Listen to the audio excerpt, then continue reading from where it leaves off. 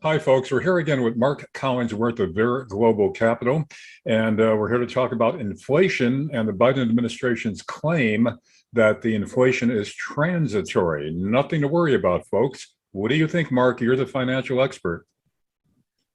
Well, it's transitory up to a point. And what I mean by that is the inflationary pressures we're seeing now is caused, of course, by the cargo jams off the coast of California. That's where we get the bulk of our Asian goods, which are much, much cheaper. The other part of the inflationary pressures are from the higher oil prices, which are caused by the administration shutting down pipelines, not drilling, and so forth. So those problems are very easy to fix, and you can drop inflation very quickly. The problem we're running into now with inflation is it keeps going on, and the more it goes on, you're going to see COLA adjustments increase, and that's going to put more money in people's pockets. Cost of living adjustments for the layman out there who may not know the term. Correct. So like Social Security, for example, Social Security payments, which are tied to inflation, they're going to see a bump up. That's going to put more money in the economy. As we move into December and January, a lot of corporations do pay raises based on inflation. So those people are going to see pay increases. And when you have rising wages, that puts more money in the economy. More money means more money chasing more goods. Chasing more goods means higher prices. Now, what's the fix? Is there a fix? And if there is one, will it be quick? Let's say in time for the midterm elections? Here's two things that you could do to fix the inflation problem. Since the bulk of your inflation is coming from the problems in California, cargo ships and the oil. For California, during World War II at Normandy, the U.S. military built a huge port system to unload tanks, soldiers, goods onto the Normandy beaches after the landing there. You could activate the military, have them go out there, build a port system, start bringing goods through that port. Military has a massive transport system. They have semi-trucks, trailers. They can start shipping those goods to the places that are needed from that makeshift port system. But yet the government's not doing that. The other side of it, for oil prices, reverse what you've done. Open up the pipelines, start allowing more drilling, allow fracking. That would cause gas prices and oil prices to plummet over the next 2 or 3 months if you simply let U.S. oil companies do their jobs. But is the administration likely to do that? They are extremely unlikely to do that. Despite the mounting pressure, political pressure, the hits they're taking on this inflation, and of course the Republicans are making hay out of this, going to town on it. Despite all that, do you think they will stubbornly stick to not fixing it? I believe they will, because it's kind of like a chess game. They're willing to sacrifice a few pawns right now to get the king. And by that, if they can get a lot of their liberal policies in place right now, like Ronald Reagan said, there's 3 things that exist forever: death, taxes, and a liberal welfare system. If you can get the welfare system started today, and yeah, you might take some hits in the House of Representatives and Senate, but if you get that program in place, it's probably going to be here 5, 6, 10 years down the road when the Democrats will be back in power to expand that very same welfare program even more. So what you're saying is, even if they lose the midterm elections, welfare and other programs can already be much more in place than they are today. Yeah, the trick is getting in place. Let's use Social Security, for example.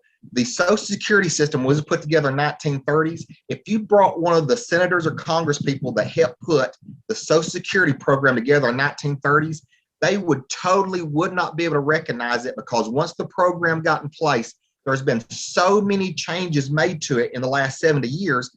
It doesn't look anything like their original plan. So what you're saying is that you think they could get this done before the midterm election. So if they lose the midterms, they lose control of Congress, it doesn't matter. It doesn't matter, because they'll have their programs in place. Right now, they want to expand Medicare. They want to expand Obamacare. And if they get those expansions in place, it's okay to lose a few pawns. More importantly, also looking at other things like, the higher gas prices. If you couldn't get people to buy EV cars when gas was cheap, well, what can you do? If you can't motivate them to buy EV cars when gas is cheap, drive the price of gas up so high that you force people to buy EV cars. And you think that's the actual plan? It may not be the actual plan, but it certainly is playing into their long-term strategy of turning the United States into a green empire. Now, so they drive gas prices up, but the transition isn't going to be instantaneous where people are going to switch to electric cars. So what happens to people in the meantime that can't afford to drive anymore? I mean, it'll take a while, if ever, for everybody in America to switch over to electric cars, will it not? Correct. It will take years and years, if not decades. But the goal here, I think, is just to put the seed in the ground. So, in other words, it'll accelerate the transition to electric cars, even though it may take a while. This is putting mounting pressure on, which will accelerate the process of going to electric cars. Exactly. And I find it astounding, actually, that what you seem to be saying is the overall plan, the hidden agenda here is lose the midterm elections if that's necessary to achieve these longer range goals that you're talking about. And why will that ensure them to return to power if they lose the midterm elections this time around? Let's use a real example from history. Look at Obamacare. They pushed Obamacare through. A lot of people didn't want it.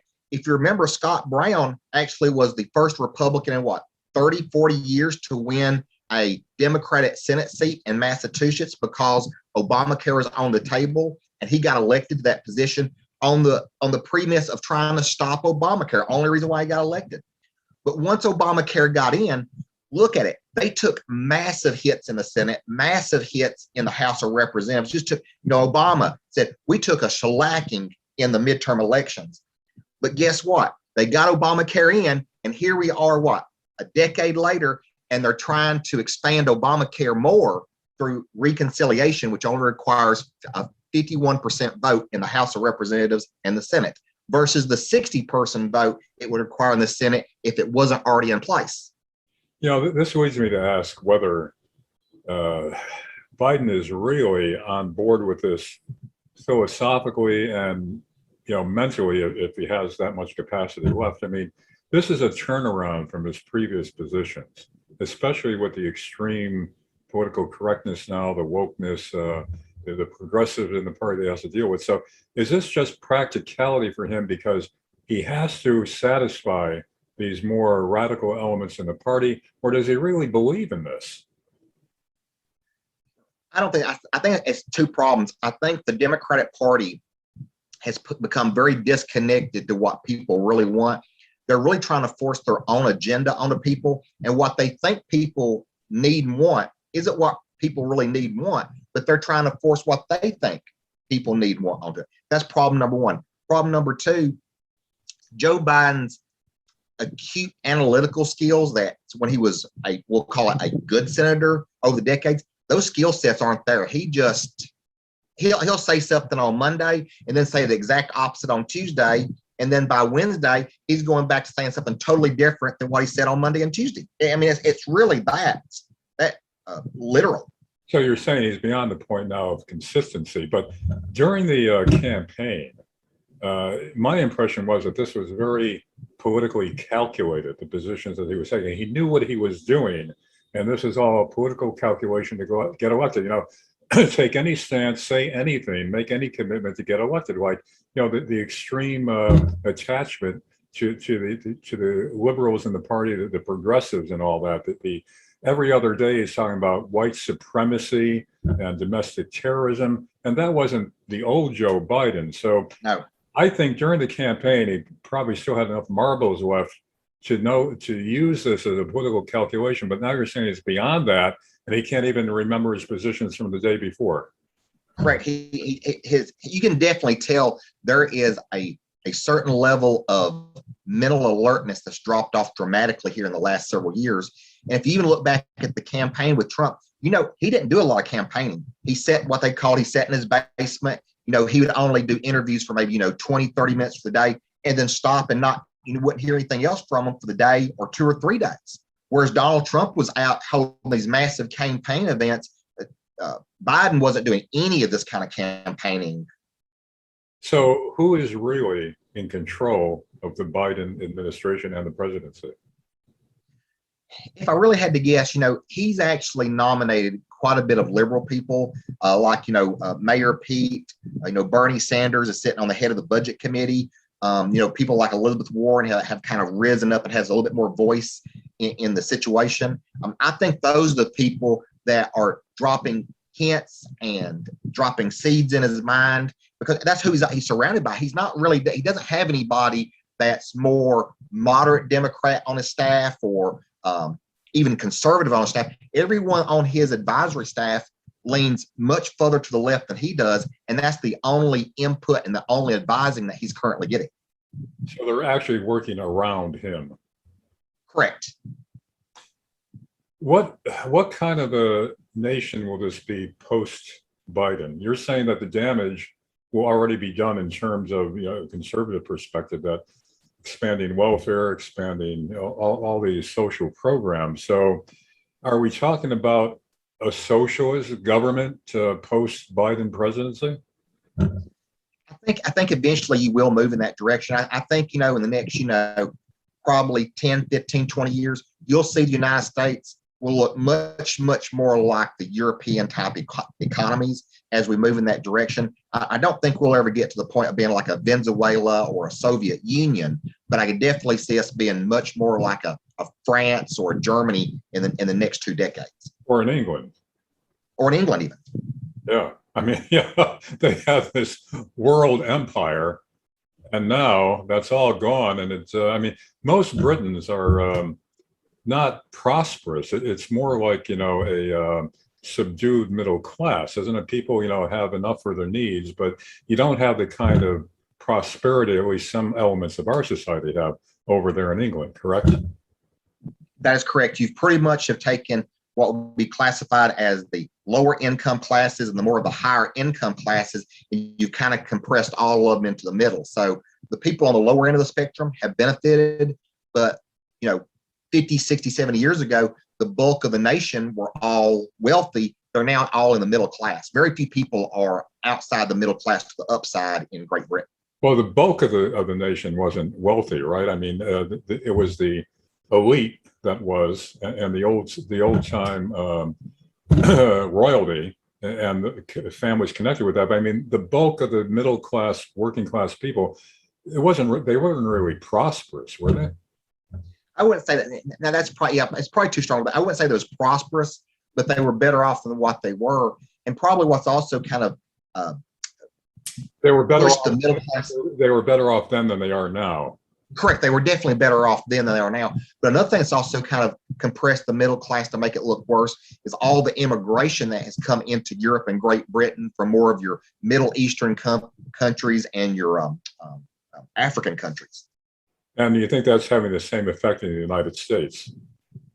I think so, because a lot of that, when you bring people in from third world countries, automatically off the bat, you're not going to have an education level to perform certain jobs. So you're going to have to do more low-level jobs. And of course, Democrats always try to push more welfare programs for the not so well off. So the immigration system benefits from the Democratic platform more than any other class out there, but it benefits immigrants, not Americans who are in that same situation.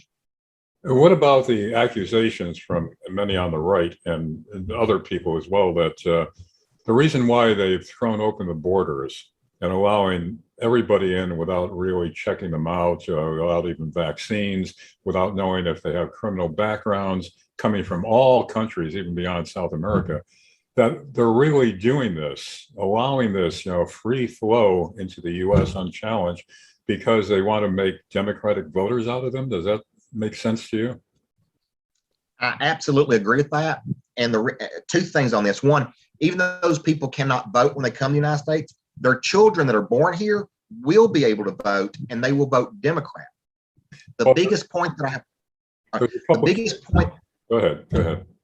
Sorry. The biggest point that I have to actually prove that is they sit here and they say, well, the people coming from Mexico are coming from a suppressed economy, dictatorships, things of that nature, and they're coming into the country. People from Cuba, which is really coming from a socialist / communist dictatorship, who really are oppressed, are trying to come to the United States. which Cubans vote overwhelmingly in favor of Republican policies and conservative policies, but the Biden administration, oh no, we can't have anyone from Cuba in here. They've got to go through the normal channels to get in here. So what's the difference? Seriously, what's the difference? That's pretty telling. There's a couple of states already, U.S. states, that allow non-citizens to vote. And I think it's just state and local elections, not national elections. But that seems to be a seed that could blossom into allowing non-citizens to vote nationally. That's correct. It's like I said earlier, it's just laying the groundwork. Go ahead and sacrifice a few pawns here and there, because to win in chess, you have to sacrifice some pawns if you want to take the king at the end of the game. Well, where's this grand strategy coming from? Certainly it's not from Biden, or at least it wasn't originally from Biden. Who is calling the shots there? Who took this grand strategy from years back and saw an opportunity now to put it into effect through Biden? I think a lot of it, the people that are like, we'll go back and we'll use some history from like something like, Lenin, the founder of communism in the Soviet Union. Yeah. Lenin would never have risen to his power. Lenin could never have gone out and started a company and run it. He could never have created a product, like the iPhone or a computer or anything.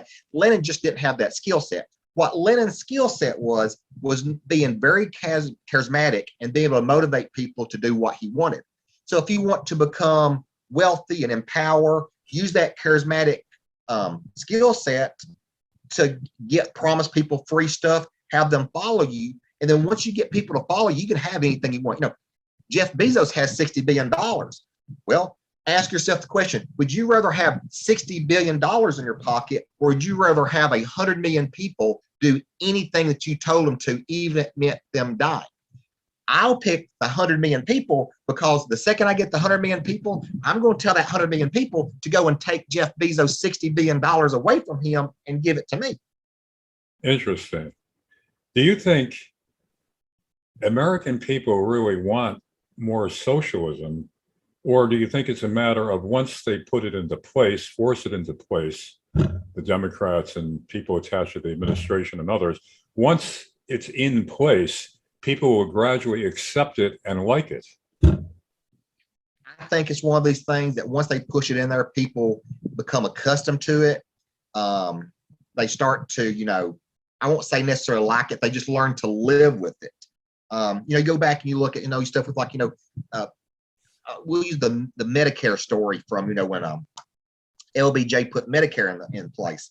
I remember my grandparents telling me the story. They were very against Medicare coming into the system back here in the 1960s when they were voters, because, in the 1960s, the Republican Party was pushing out, this is the first step towards communism. So my grandparents were very anti-Medicare. Well, but guess what? 20, 30 years later, my grandparents are like, hey, Medicare is a pretty good program. Yeah.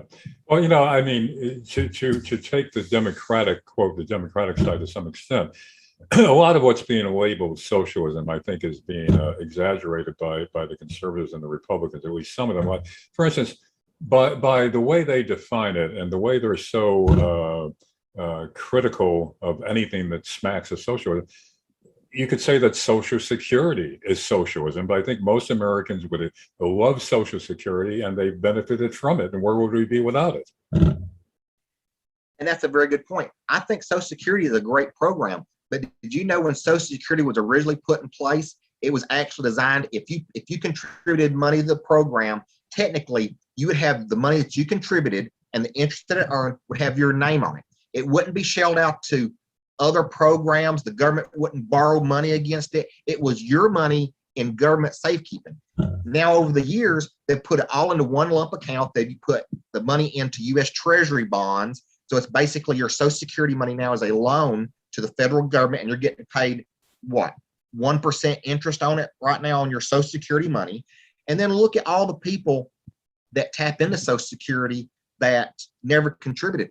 I know several people to where, the wife or the husband died and they had 2, 3 kids. Those 2 or 3 kids who are 9, 10, and 11, they never contributed to Social Security. But guess what? Those 3 kids are drawing on Social Security checks from their dead parents. until they turn 18. So they're going to pull money out of the Social Security system for the next 7 to 8 years, and they never contributed to it. That's one of the problems with the program. Well, you're not suggesting that kids should not get those benefits, right? I mean, because they're still minors, they're still dependents. They're still dependents, but shouldn't the government find another way of giving that money versus tapping into money that was put into the system by people that were actually working? I mean, what would be fair if the kids are tapping into it? Shouldn't you say, well, you from the age of 10 to 18, you pulled $10,000 out of the Social Security system. When you start to work in the future, we're going to automatically take $10,000 away from you to replace the money that you never took, that you never put into the system. Does that kind of make sense? It sounds kind of Dixonian. A child away. It sounds fair. It sounds fair. But Social Security funds a lot of programs that it was never meant to fund. That's why Social Security is on the verge of being bankrupt here in the next 10 to 15 years. All right, well, Mark, let me ask you this. What would be a better system than Social Security to make sure that people who worked hard all their lives can retire with some confidence that they're not going to end up in the poorhouse, although there's no poorhouses anymore. There is the street now. I have the perfect example for you. It's the Social Security system. Go back to the original plan of what Social Security was designed to do and go back to that original plan. It was a great plan when it was put together in the 1930s. And over the last 70 years, it's been torn apart, rewritten. It doesn't look anything like the original plan. I mean, the basic difference would be not to use Social Security money to fund other programs. That's what you're saying? That would be the basic revision, back to reversion to where it was. Correct. Don't put the money in. If you're going to do a Social Security program, do it like how you do the 401k plans. Give the people that are contributing to Social Security, make it like a government-backed 401k plan. You contribute money to it from your salary, and you get to select from, like, let's say, putting it in the S&P 500, putting it in a bond fund. You get the investment decisions versus the government getting the money and the government saying, hey, let's put it in treasury bonds, which are earning 1%, which is about 4% below the inflation rate. Okay, Mike, where I take exception to what you just said is this. Now, you're a financial expert, and there's other people that are pretty savvy about the stock market. The bulk of the population knows next to nothing about how to invest, what to invest in. So, I mean, that isn't really, as I see, the practical solution, because most people would not be wise investors. That's correct also. But by not being a wise investor at all, right now, their money is sitting in an interest-bearing account that is well below the inflation rate. They're losing money right now by just doing absolutely nothing. If they do something, put the money in, have the government construct one investment option. Have it where 60% of the money goes into the S&P 500, and the other 40% goes into a bond fund. It will at least get you a rate of return higher than the 1% you're getting now. I know that there's some rock-ribbed conservatives that have made this argument, which I find ludicrous. And the argument is that eliminate Social Security altogether, let people invest their own money, and the return would be much better over all those years, which is probably true. But the flaw in that is that most people, again, would not know really how to invest wisely. And my counter argument to that is people who tell me that's how it should be. I say, well, okay, if the government can guarantee that you will receive just as much under your own investment strategy as you would under Social Security, and they'll make up the difference, then fine. Otherwise, it's a high-risk game for most people who know nothing about investing. That's correct. And sitting here thinking about the government could do an annuity. Put the money into an annuity program and let the annuity company guarantee a payout over the lifespan of the individual, and let the annuity company take care of the investments. Getting back to inflation now, there's a number of analysts on TV now that are saying that the Fed is going to have to raise interest rates soon to stem inflation. And once they do that, there's all kinds of dire consequences. What's your take on that? Well, yeah, the Fed's probably falling way behind its inflation mandate, but I don't think the Fed's going to raise interest rates anytime soon. One, because the Fed realizes that the stock market is really the lifeblood of the economy now. So cutting the lifeblood off, the stock market drops, it will have a huge impact on consumer spending. The second issue I have with the Fed not wanting to raise interest rates or giving signs of it, the Fed said they were going to start tapering back. Right now, they're doing about $80 billion a month in bond purchases to keep interest rates low. Well, they said they're going to start tapering back. I thought tapering back meant you would go from 80 billion, maybe down to 40 billion, 30 billion, maybe even 20 billion, and then stop it. The numbers came out yesterday for next month. They're only going to drop it by 10 billion. So they're going from 80 billion to 70 billion. 70 billion, still a lot of money to be pumping into the economy. So even though the Fed says it's time to start tapering, well, they're basically going to try to stop a freight train with a BB gun. If we could back up a little bit for the layman, explain how raising interest rates hits the stock market negatively. Because companies, of course, two elements to that, or actually three elements. One element is companies borrow money to run their business operations. It's better to borrow money at 1% than 2%. Paying 2%, that takes away from profits from the company to reinvest, to hire people, research and development, and so forth. The second aspect, as interest rates go higher, people will sit back and go, well, I can get a 5% return in my bond, or I can take the risk of getting 10% in a stock. But in the stock, I'll risk taking, a 40 or 50% loss. At a 10% return versus 5% with a 50% loss potential, you gravitate more towards bonds than you would with stocks. And then, of course, the third thing is what's called the present value of money. Is tomorrow's money is based on the current interest rates today. So $1 a year or 2 years from now, it can be either valued higher or lower based on the change in interest rates today. Yeah. Okay. Now getting back to COLA, cost of living increase, there is one significantly in Social Security this year. I guess it's the highest ever, or the highest in a long time. Correct. So, that is also being touted by the Biden administration as, something that's positive for retirees. However, considering inflation, is that COLA just eaten up? Well, correct. It's kind of like this. I think that when they talk about COLA adjustments and they brag about they're going to raise Social Security, I think that's just a political optics game. Because if you were let's say you were getting $1 in Social Security and you had to pay $1 for a Big Mac hamburger, well, if inflation drives the hamburger up to $2 and you get your Social Security payment goes up to $2, are you really better off than what you were when everything was at $1? No. Right. So what are we going to see now before the midterm elections in terms of how high inflation is going to get and other factors that negatively affect America before the midterm elections? Well, the big thing, I don't think I say I don't think the problems in California get any worse, but hey, I said that same thing a month ago and it actually got a whole lot worse.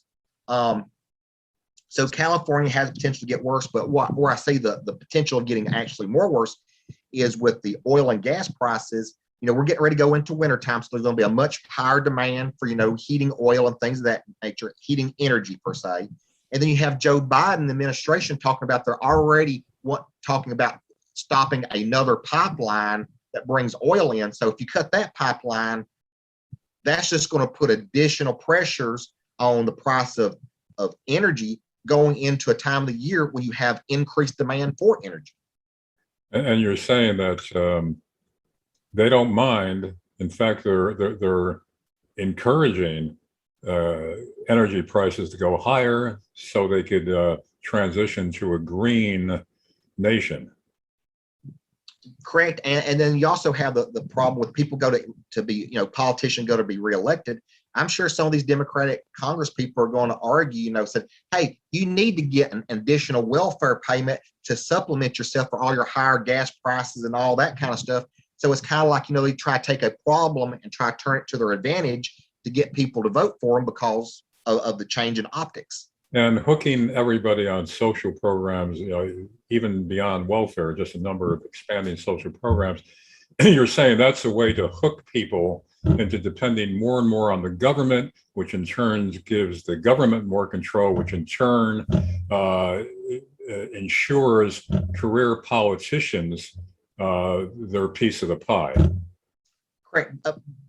Politics has really become one of those things is the people that get elected and reelected, it's really come down to which one can promise and deliver on the most free stuff they can give away. And also which ones get the most campaign contributions from corporations and other big money sources.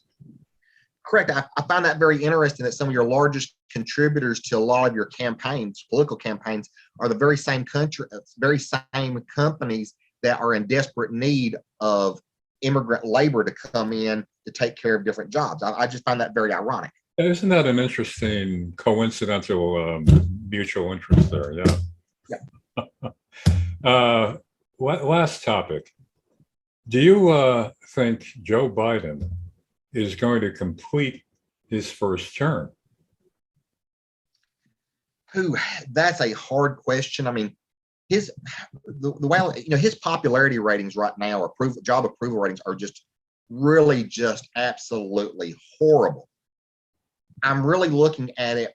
I think at this point, the Democrat Party would not want to run him for re-election simply because his popularity ratings are so bad. They know that he's going to lose anyway. If you look at New Hampshire, just this past week, New Hampshire's actually filing paperwork that they actually want a across-the-board primary. They don't want to just, when Joe Biden comes in, just say, hey, New Hampshire awards you the Democratic primary because you're already the incumbent. They want to run the election to where there's multiple people up there on the stage arguing it. So already you're starting to see breaks in him actually being able to rerun. And I know the next question you're going to ask is, well, then doesn't that put Kamala Harris in the driver's seat to become? But before we get to that, what I'm asking is, do you think he'll complete his first term? Not whether he'll run again for a second term, but what are the chances he's actually going to complete his first term? Well, I think he'll definitely complete his first term. It'll probably be like, if you watch that movie, Dave, where the president actually has a stroke and he's actually sitting in the basement with the basement hospital, and they bring this other guy that looks exactly like him to finish out the term. Well, actually, he was in his basement during the campaign for most of the time. Yeah. His basement must be very well equipped now. And how about that fake, phony White House set that they've got now, pretending that he's... Oh, yeah. I saw that. That's just absolutely amazing. To give more control. It reminds me of how the Nazis set up their propaganda offices in Germany in the 30s. More and more parallels there. But okay, so let's say, here's what I'm speculating on. If they know they've got to get rid of him before he completes his first term because his senility is getting more and more obvious, it's getting much and more difficult to prop him up, they still have a problem with who would become president then, which would be Kamala, whose ratings are even lower than Biden's. So I'm thinking the way this could happen now, I'm not saying it's probable, but it's interesting. I'm kind of drawing on what happened, a precedent with Nixon when he was in office. Nixon, as you remember, when Watergate started heating up and he was under fire, Spiro Agnew resigned first because there was a separate scandal involving him and finances or something. So anyway, he resigned first, which left Nixon to appoint a new vice president who turned out to be Gerald Ford, who was much more acceptable to the general population than Agnew was at the time. And then when Nixon had to resign over Watergate, Ford became president. So therefore, I see it at least as a possibility that they've got to get rid of Kamala first because they know, she's less popular than Biden. So if there's some way that they could start muddying her up, and if you see any moves along those lines where it would force her out of office, then I think this would be a play where Biden is made to appoint a more acceptable candidate to complete his term and run for re-election, and then eventually Biden has to resign for health reasons or whatever. So I see that as a possibility. I don't know if it's a distinct possibility or a remote possibility, But, something like that already happened with Nixon. I can see that same possibility. Now, I'm sure this discussion right now is going on behind closed doors in the Democratic Party. Is how do they get Kamala Harris out? Is it one of these things where she says she wants to resign here the next year because she's like, I want to spend more time with the family and kids because this is just too busy? I mean, it's one of those things. Yeah. But okay, barring that, let's say he completes his first term, Biden does. And then what were you saying about how they're going to get somebody for a second term since they don't want to renominate Biden? And how will they finesse that they're not presenting the sitting president as a candidate for re-election?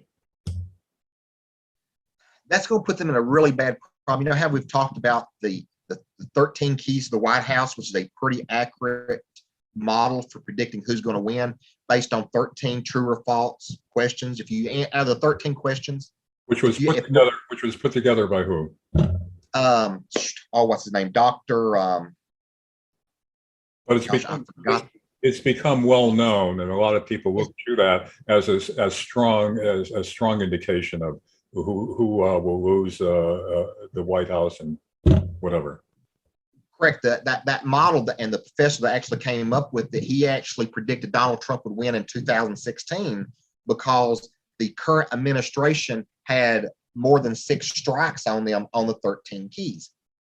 So, and he predicted Donald Trump would lose because, in this last election, because Donald Trump had 7 strikes on him, because one of the questions is the economy in recession, which is what put Donald Trump into the negative category there. But looking at the 13 keys, if Joe Biden does not run right now, and this is assuming that the midterms, he's going to lose seats in the midterm, which I'm pretty sure he is. If he loses seats in the midterm, that puts him at 5 strikes. If he does not run for re-election, that's going to put him at 6 strikes, which means that he cannot be that the incumbent party will lose control of the White House. And more importantly, and that's one thing I want to mention, the reason why the 13 keys have become such a big thing is when the theory originally came up and the book was written, back in the election of 1992, Bill Clinton versus Bush, nobody wanted to run against George Bush Sr. because it just had the Iraqi war success, Desert Storm and everything. Nobody wanted to run against him. And the guy that came up with 13 keys said it's absolutely impossible for George Bush to win re-election because he's actually got 7 strikes on the 13 keys. They actually had a meeting.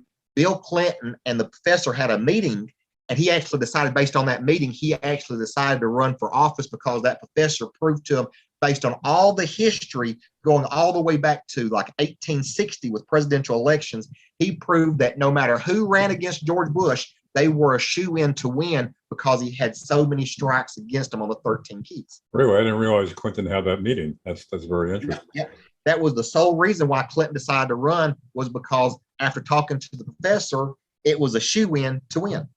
All right. So therefore, they're not going to put up Biden again for re-election. So how do they finesse that so it won't be so awkward and embarrassing to Biden?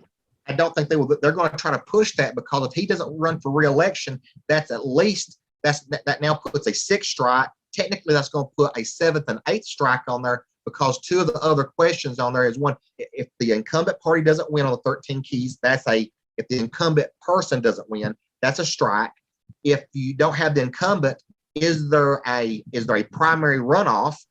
That would be a second strike added on to that. And then when you don't have an incumbent run, that usually causes the rise of a third party to actually run, like the Green Party or something. So that would actually put Biden at 8 strikes, or the Democratic Party at 8 strikes, and no president or incumbent party has won re-election with 8 strikes on the 13 keys to the White House.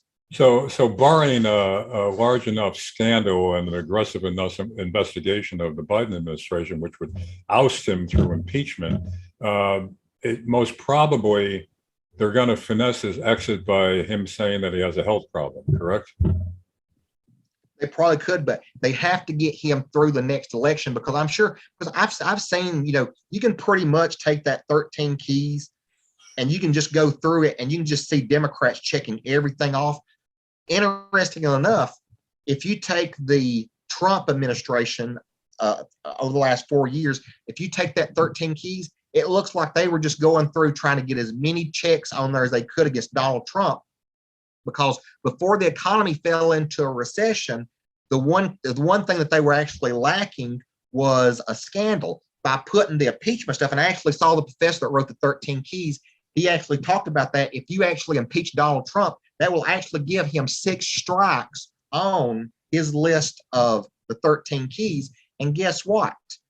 A year later, the Democratic Party is bringing up impeachment charges to give that 6th strike onto the list to prevent Donald Trump from being reelected. I just find that very interesting. All right. So therefore, come 2024, what's going to happen? I think come 24, unless things change dramatically for President Biden, I think he's going to look at being a one-term president. And who will they nominate in his place? Or are you saying that he's going to run again?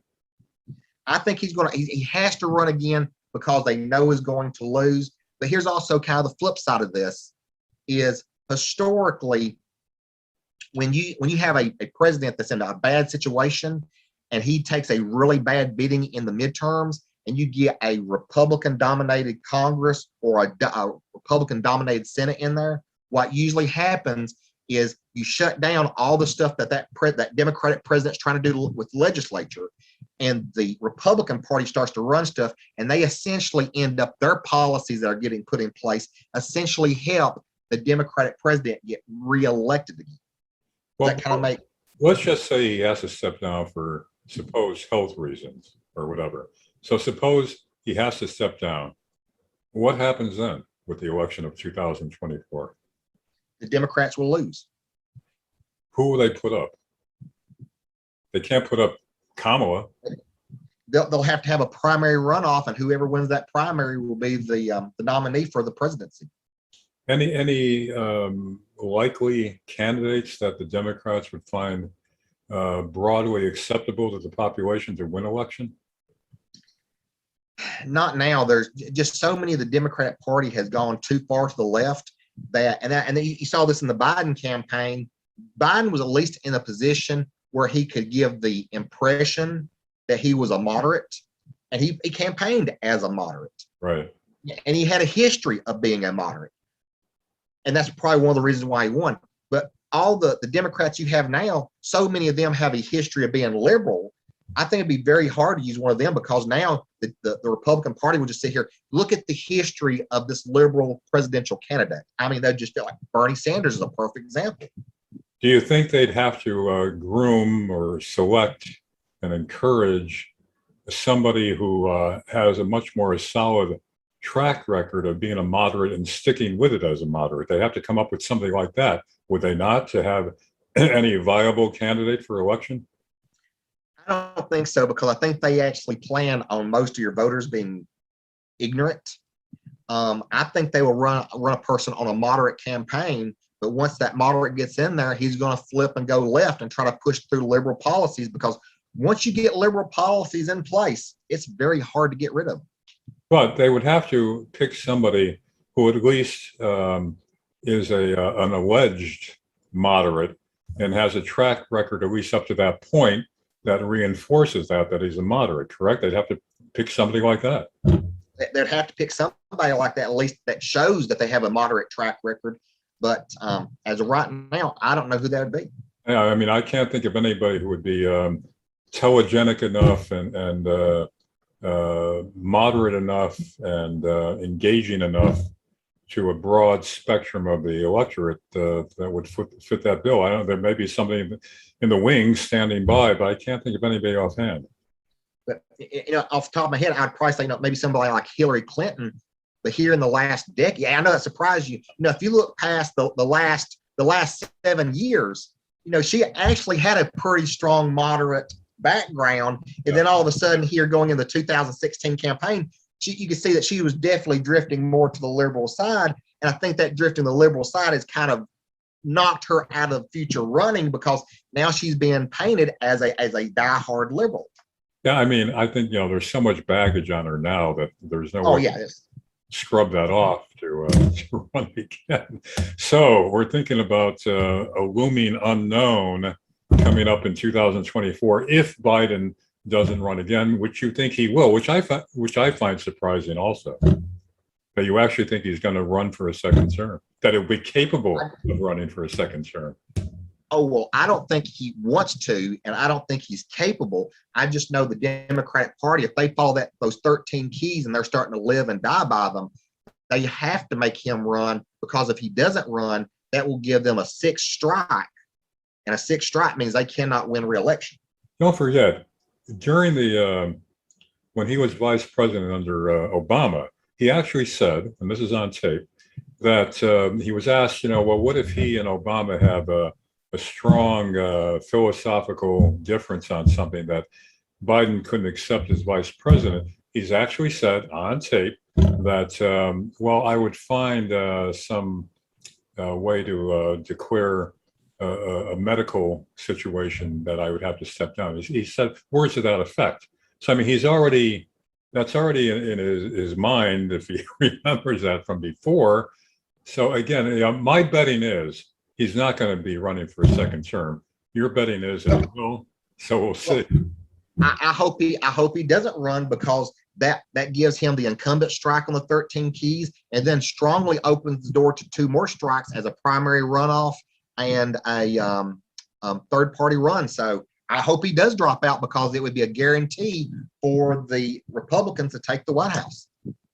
All right, well, we'll see. I'm sure we'll still be talking by 2024 and many times in between. So Mark Collinsworth of Vere Global Financial Services, thanks once again very much for joining us with your interesting and incisive analysis of what is going on financially and how that affects American politics. Mark, thanks once again. Thank you.